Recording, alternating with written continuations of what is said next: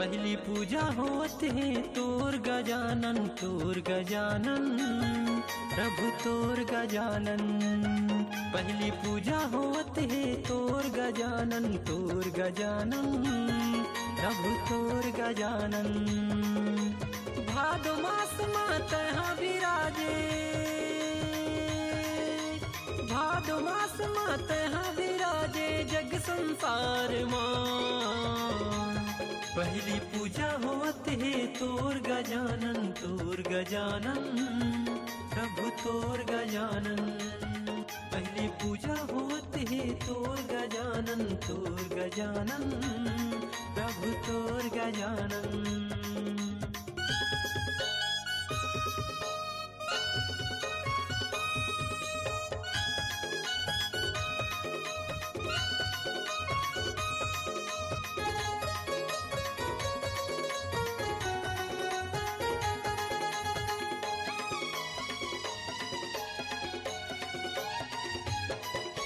माता पिता के आशीष पाए तब पहली पूजा तोर होत हैगा। दिन दुखियन के दुखला हरे बर 11 दिन बर विराजेगा।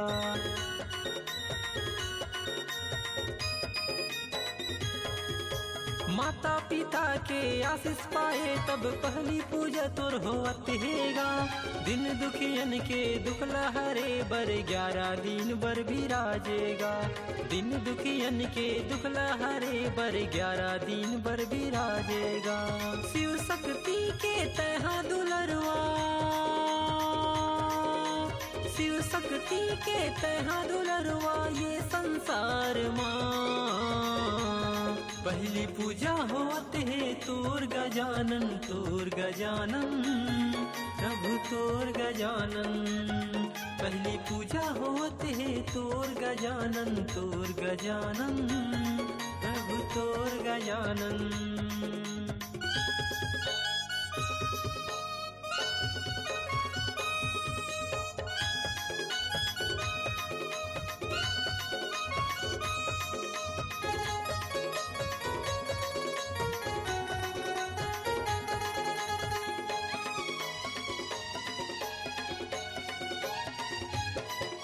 रिद्धि सिद्धि के तहर स्वामी गांव गली माँ विराजेगा। तोर आए ले जग हर सागे सबके मन ला भाएगा।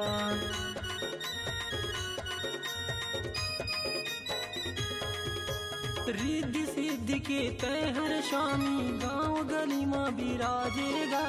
तोर आए ले जग हर सागे सबके मन ला भाएगा। तोर आए ले जग हर सागे सबके मन ला भाएगा। मूसक राजा के करे सवारी, मूसक राजा के करे सवारी जग संसार मां। पहली पूजा होत है तोर गजानन प्रभु तोर गजानन। पहली पूजा होत है तोर गजानन प्रभु तोर गजानन।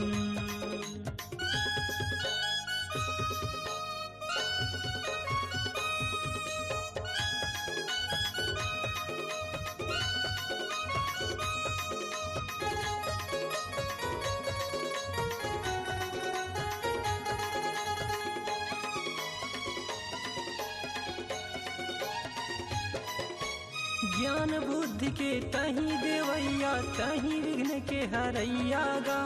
तोर कृपा बिन ये जग